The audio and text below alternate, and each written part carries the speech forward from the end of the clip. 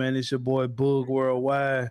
I got a special guest with me today, the legend, the MILF, Philly Dumb, aka 161,000 subscribers, author, t-shirt maker. He does it all.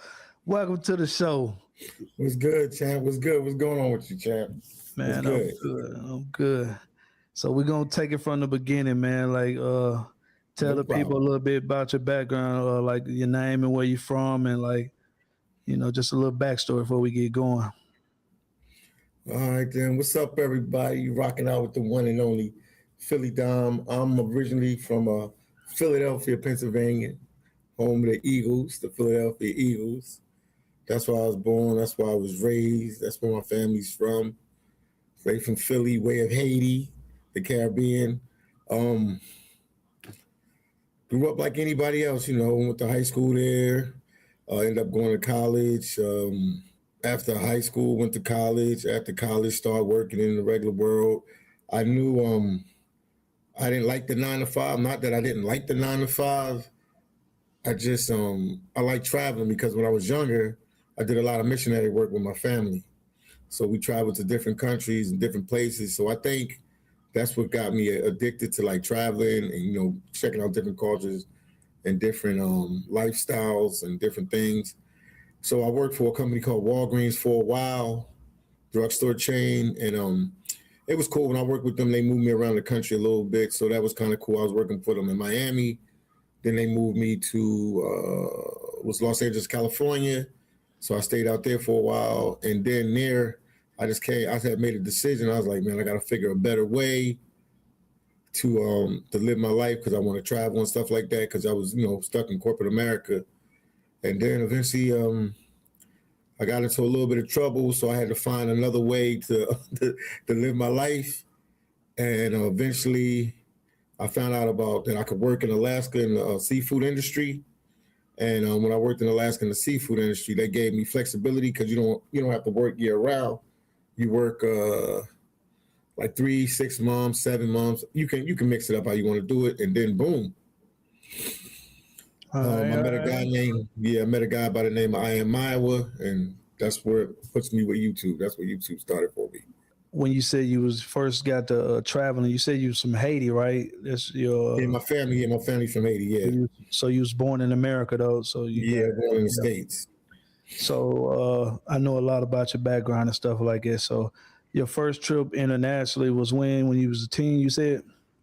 Yeah, I went to oh man, no, my first trip internationally was when I was 3 years old. I went to Haiti with my dad. And then Jamaica, when I was in high school, I went to Jamaica a couple times in high school, do some missionary work, and then I've been everywhere after that. So the first time that you actually left, like what was the feeling like when you left the plane? Like was it a culture shock, like being from Philly? Like was it different? Like how was that experience going back to your homeland and stuff like it?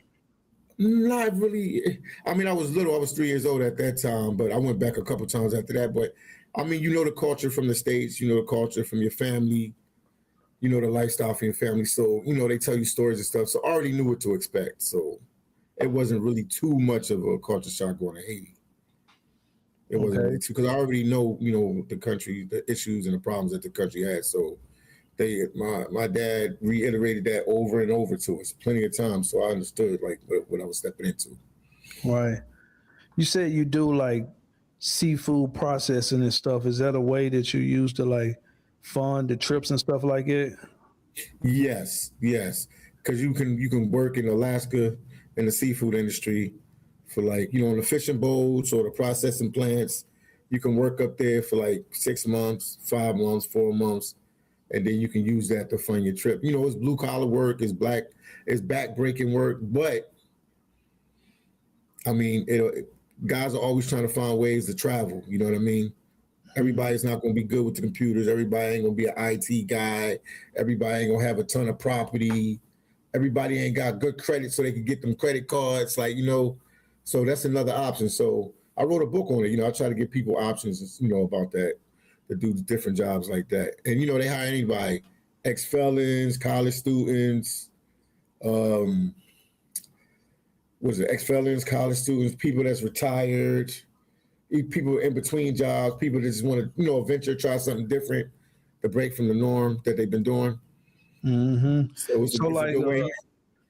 My bad. So that's how I already knew about you, but one of your YouTube videos that came in the algorithm about the seafood stuff. And I'm like, man, how is that seafood stuff? Because, you know, I drive for a living and stuff like it.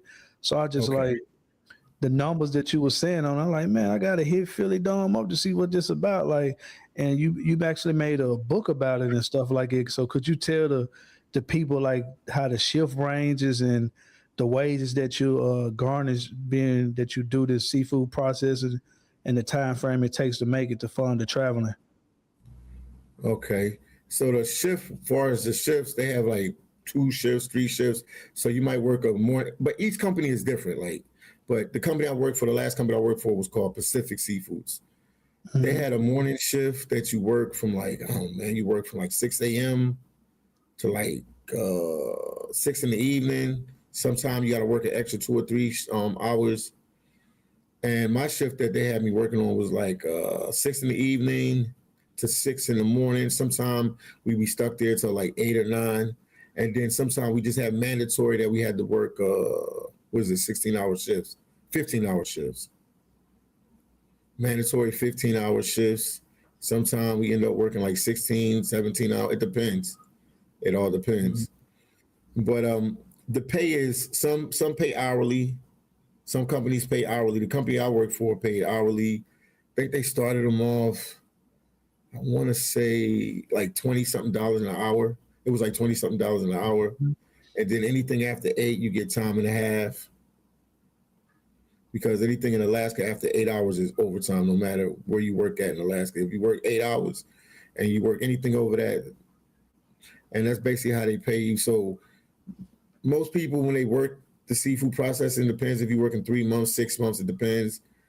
You can make 30 racks, 40 racks, 25 racks, 15 racks. It depends. It depends on the department you in. It depends on how much they work you. It depends. Like if you're a forklift driver, you get paid more. If you're a function lead, if you're a manager, it all depends. But the base worker coming in, I think they get paid like $25 an hour starting off. And then they get time and a half, anything after 8. So you can do the math on that. And they work you. They work. That's definitely good money right there, man. So for that 30,000, you basically working like 3 months? Yeah. Yeah. Hard. It's hard. It's hard. Yeah. It's hard work. They house you and all that stuff. They house you, they feed you, they fly you up there, they fly you back. If you complete the season, if you quit or you get fired, then they take it out of your pay to send you back. So if you don't make it through the shift, like you can't withstand, you got to buy your own ticket and they send you back. Yeah. But they take it out of your paycheck. They can't leave you stranded by law, but they'll take it out of your paycheck. Okay. All right. So you use that to fund the trips basically. So it allows you to be basically like, it buys your freedom. You just work hard for 3 or 4 months and you basically got your freedom. Back into the channel, the rhythm is true. Hit the screen, join the flight. Come along for the ride through the night.